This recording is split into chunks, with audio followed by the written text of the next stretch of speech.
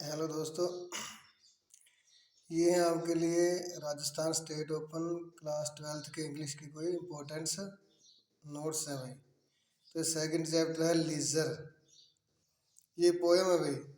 What is this life in full of care, we have no time to stand and stare, no time to stand beneath the boards and stare as long as sheep or cows, no time to see when what woods we pass, where squirrels hide their nuts in grass। तो इसके कोई ये important question है अभी। First, what does the poet mean by the word care in line first. In line first, by the word care, the poet means anxieties, worries, and liabilities. What do the sheep and cows do? In what way does the poet think that sheep and cows are better than us? Better than us. The sheep and cows are free from worries, anxieties, responsibilities, so they have the time to stand and stare at the nature. They are therefore better than us, the human beings। तो ये chapter का नाम है खुशी, और ये पूरा का पूरा किस चीज़ पे आधारित है कि हम जो मानव जाति है ना, उसके पास क्या है भाई, किसी भी चीज़ को देखने का रुकने का टाइम ही नहीं है। वो बहुत ही ज़्यादा व्यस्त है अपनी चिंताओं में, अपनी जिम्मेदारियों में। तो इसमें बताया गया कि जो पशु है ना, जो भेड़ें और गायें हैं, अपने से क्या है, बेहतर हैं। थर्ड क्वेश्चन है, the poet uses the verb to see, to stare, pick two other words which mean almost the same. तो इसके दो वर्ड चूज करने, सिनोनिम भाई। Glance and watch mean almost the same as see and stare. Fourth question देखिए, what according according to the poet is a poor life. यानी कि लेखक के अनुसार पुअर यानी कि एक दुख भरी जिंदगी लगा लो भी, वो क्या है। A poor life according to the poet is a life where in we are full of our worries, anxieties and responsibilities, hence we have no time to take out and enjoy life. तो लेखक के अनुसार बुरी जिंदगी कौन सी है, जिसमें क्या है भाई, मनुष्य के पास अपने लिए समय नहीं है, ठीक है, न इस प्रकृति को या कुदरत को देखने का, और वो किससे, चिंताओं से, दुखों से और जिम्मेदारियों से भरा हुआ है। आगे चलते हैं भाई।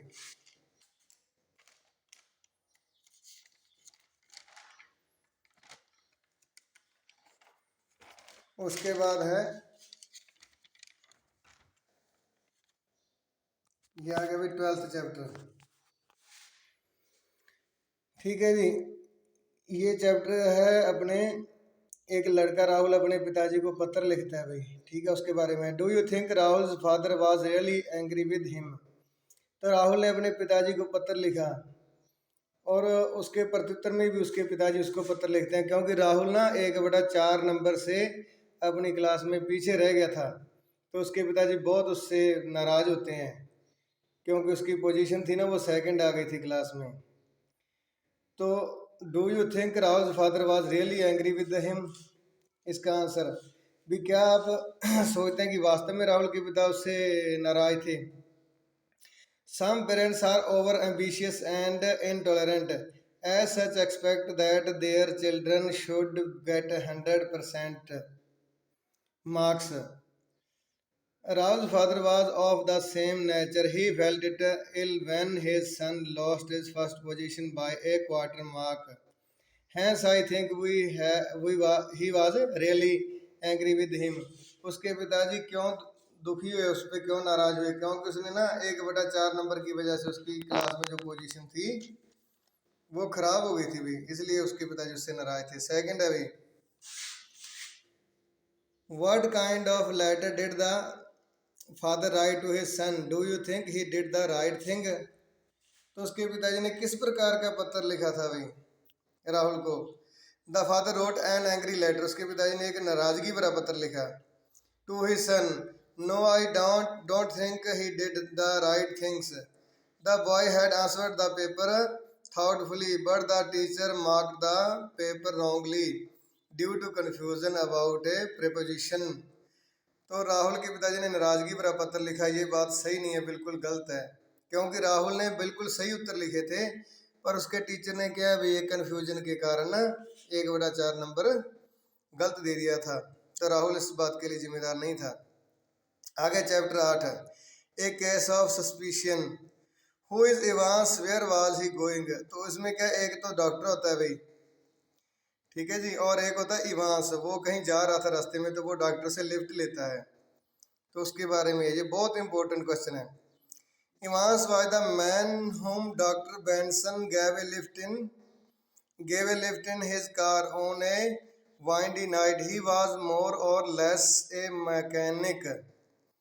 He had served in army in the ambulance section right up at the front. He drove the ambulance for 4 years in the war. Since then he had been driving trucks. He lost his job a month back. He was going to Detroit to look for work in one of the automobile plants. तो Evans क्या था भाई, एक साधारण सा आदमी था जिसको कि डॉक्टर बेंसन ने अपनी कार में लिफ्ट दी। और वो क्या भाई, एक मैकेनिक था, और उसने क्या आर्मी में भी सेवा की थी मोर्चे के ऊपर। वो एम्बुलेंस चलाता रहा था 4 साल। उसके बाद क्या, उसने ट्रक भी चलाता रहा उसके, और ना 1 महीना पहले उसकी जॉब लॉस हो गई थी, ठीक है जी। तो इसलिए वो क्या, कहीं जा रहा था उस रात में, कहीं ऑटोमोबाइल कंपनी में काम ढूंढने के लिए। उसके बाद अभी chapter 12, if I were you. इसमें एक घुसपैठिया जिराड नाम के एक आदमी के घर में घुस जाता है उसको मारने के लिए और उसकी जगह लेने के लिए। ये भी बहुत इंपॉर्टेंट है। The intruder was a jewel thief, why had the intruder come to Girard's home. जो घुसपैठिया था वो जिराड के घर पे क्यों आया, ठीक है जी। तो इसका आंसर देखिए, the intruder was a jewel thief, he had murdered a cop, the police was after him, he had to move from place to avoid escape from being arrested, he had seen Gerard in Aylesbury and followed him because he closely resembled him. He wanted to speak to Gerard in order to know his style of dress and talking etc. and then kill him. Thus police would have taken dead Gerard for him. Then he could live a free and comfortable life as Gerard. He could use his cottage belonging and car. तो जो घुसपैठिया था ना, उसने क्या, एक police वाले का कत्ल कर दिया था, पुलिस उसके पीछे पड़ी हुई थी। उसने क्या देखा भी, जिराड बिल्कुल उसके जैसा ही दिखता है। तो उसने क्या प्लान बनाया कि मैं जिराड के साथ बात करूंगा, उसके जो हाव भाव है, उसका रहन सहन का तरीका उसको सीख के उसके बाद जिराड को मार दूंगा। मेरी जगह पुलिस जिराड को मरा हुआ समझ लेगी और मैं एक सुविधाजनक जिंदगी जीऊंगा और जिराड की हर वस्तु को मैं उपयोग कर सकूंगा। इसके बाद chapter 18, night of the suspicion. इसमें क्या भी, एक लेखक की माँ को एक बिच्छू काट लेता है भाई। What were the mother's first words, बिच्छू के काटने के बाद माता जी के प्रथम शब्द क्या थे। व्हाट डज इट शो, यह क्या दिखाता है। तो माता जी क्या बोलती हैं बिच्छू काटने के बाद, thank God the scorpion picked on me and spared my children, it shows a mother's great love and sacrifice for her children, she would rather bear pain him herself than have her child suffered. तो माता जी को जब बिच्छू ने काटा तो पहले उसके शब्द यही थे कि भगवान का लाख लाख शुक्रिया कि इस बिच्छू ने मुझे काट लिया, मेरे बच्चों को नहीं काटा। तो ये क्या दिखाता है भी, माता का अपने बच्चों के प्रति एक प्यार प्रदर्शित करता है। सेकंड है, what did the holy man do, was it effective. बिच्छू के काटने के बाद होली मैन था कि जो साधु था उसको बुलाया उन्होंने, तो उसने क्या किया भाई, the holy man said prayers and uttered mantras to relieve the women of her pain, no it was not effective. तो बिच्छू के काटने के बाद जब एक साधु को बुलाया गया ना, तो उसने क्या मंत्र बुदबुदाए और प्रार्थना की, पर इससे क्या भी माता को कोई आराम नहीं हुआ और ये प्रभावशाली नहीं था। चैप्टर 25 अभी बोली। इसमें बोली क्या है कि बिल्कुल ही भोली लड़की होती है बेचारी, यानी कि सीपी चाइल्ड होती है, उसको कुछ भी पता नहीं होता। व्हाट इंसिडेंट मेड बोली ए बैकवर्ड चाइल्ड? किस घटना ने बोली को एक पिछड़ा बच्चा बना दिया? बोली हैड फॉलन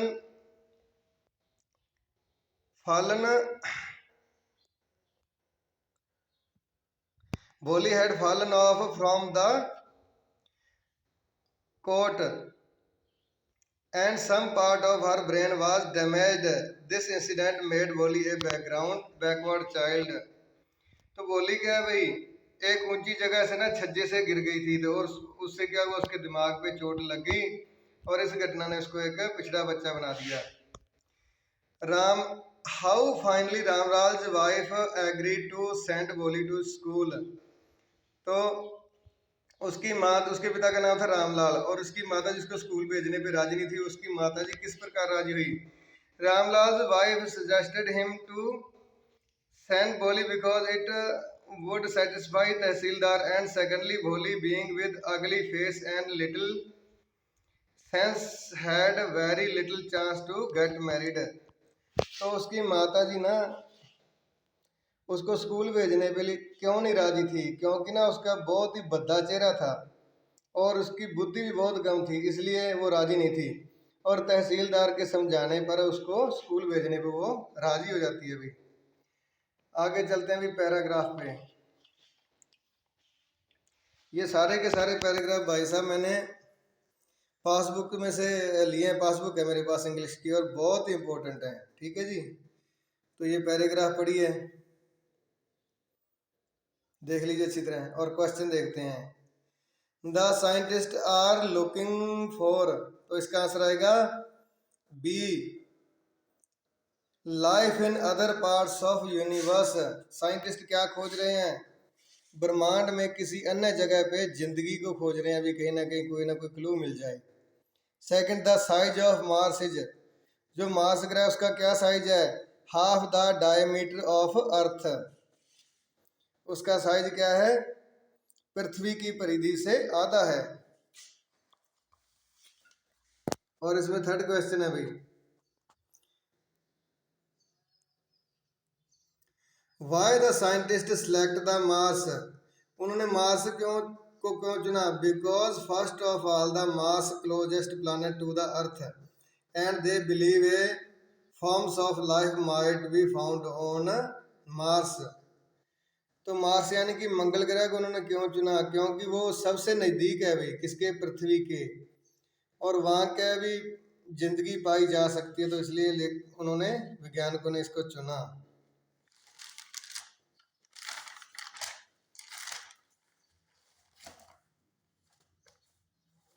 इसके बाद एक और पैराग्राफ है भाई, हाँ जी, ये देखिए सेकंड, ये है ड्रग यानी कि नशे के विरुद्ध एक इंटरनेशनल डे मनाया जाता है। ठीक है जी, on this international day against drug abuse and electric trafficking we celebrate the choice that millions of people around the world have made to live healthy, and we applaud the courage shown by those who have stopped using drugs. In doing so, we send a positive message to all people who use for might be tempted to use drugs. Value ourselves, make healthy choice. तो ये उन लोगों के बारे में जो कि drug के जाल में यानी कि नशे में फंस जाते हैं भाई, तो उसके विरुद्ध क्या है? अंतर्राष्ट्रीय ड्रग दिवस मनाया जाता है। ठीक है जी, सारे का सारा पैरा पढ़ता हूँ तो भाई टाइम बहुत लगता है। उसके बाद वाला ये देख लीजिए। तो क्वेश्चन फर्स्ट क्या है? What is the occasion of international day against drug? अंतर्राष्ट्रीय ड्रग उत्सव यानी कि नशे के विरुद्ध निषेध दिवस का क्या मतलब है? International day against drug abuse and electric trafficking, तो नशे के बढ़ते हुए प्रसार को रोकना और लोगों को इसके बारे में भी जागरूक करना भाई।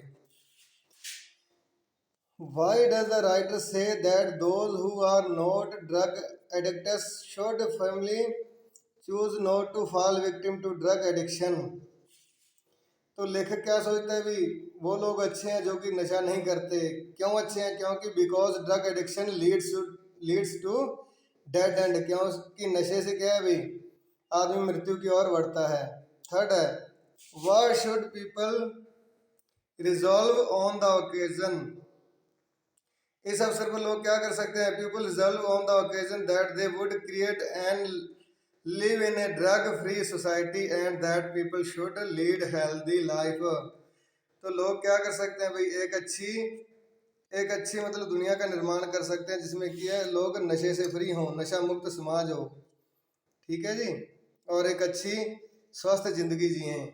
राइट द सिमिलियर वर्ड्स, तो इसके सिमिलर यानी कि सिनोनिम लिखने हैं। नॉट अलाउड बाय लॉ, यानी कि जो कार्य गैर कानूनी होता है जिसको कानून मान्यता नहीं देता। इलिक्ट होता है भाई, ILLICIT। Falling victim to an evil design, किसी बुराई में गिर जाना, वो होता है ट्रैप्ड, यानी कि फंस जाना जैसे नशे में। थर्ड है taking step into danger knowingly, किसी खतरनाक कार्य के बारे में कोई कदम उठाना उसको बोलते हैं वेंचर्ड, कोई साहसिक कार्य करना। ठीक है जी, ये 2 पैसेज हो गए और मेन क्वेश्चन हो गए भाई। तो ये मैंने इसलिए बनाया क्योंकि बाकी जो चैप्टर छोड़े हैं ना वो पिछले पेपर में आ चुके हैं, चाहे आप देख लेना। ठीक है जी, और इनको आप ध्यान से पढ़ लीजिए, बहुत ही मेन है आपके लिए। और आपने किस चीज़ का ध्यान रखना है भाई इस पेपर में, क्योंकि ना बोर्ड में क्या सभी टीचर हेल्पफुल होते हैं, बस उनको किस चीज़ का डर होता है, क्योंकि बच्चे क्या थोड़ा ना ज़्यादा फ्रैंक हो जाते हैं। और आपने क्या चीज़ का ध्यान रखना है, एक तो पैराग्राफ में अगर आपको कुछ नहीं आता तो आपने क्वेश्चन की जो लाइन है ना पैराग्राफ में ढूंढ के जहाँ से वो शुरू है उसी लाइन को कॉपी पेस्ट कर देना है। दूसरी बात, अगर आपको कोई चीज़ नहीं आ रही और आप पूछना चाहते हो तो आपने क्या चीज़ नोट करनी है, जो टीचर आपकी कॉपी में देख रहा है ना, ठीक है जी, आपकी कॉपी में कोई दिलचस्पी दिखा रहे हैं, आपकी कॉपी या आपके क्वेश्चन पेपर को देख रहा है या पढ़ रहा है, वो 100% आपकी हेल्प करना चाहता है। तो आपने क्या करना है, बिल्कुल भी शोर नहीं करना, और जो उत्तर आपको नहीं आता हो उस क्वेश्चन पे उसकी क्या उंगली रख देनी है। ठीक है जी, और बोर्ड एग्जामिनर को अगर वो आता होगा तो वो अपने आप चलता फिरता उसका उत्तर बोल के नहीं बताएगा, उस पर उंगली रख के आपको बता देगा। बोर्ड एग्जामिनर बहुत हेल्पफुल होते हैं, पर वो डरते किस बात से हैं भाई, क्योंकि अगर वो बताते हैं तो बच्चे थोड़ा ज़्यादा फ्रैंक हो जाते हैं और उनके लिए परेशानी खड़ी कर देते हैं। ठीक है जी, आप इनको बढ़िया से पढ़िए, रीड कर लीजिए, बहुत हेल्पफुल होंगे। और मेरे चैनल को लाइक और सब्सक्राइब करें। धन्यवाद।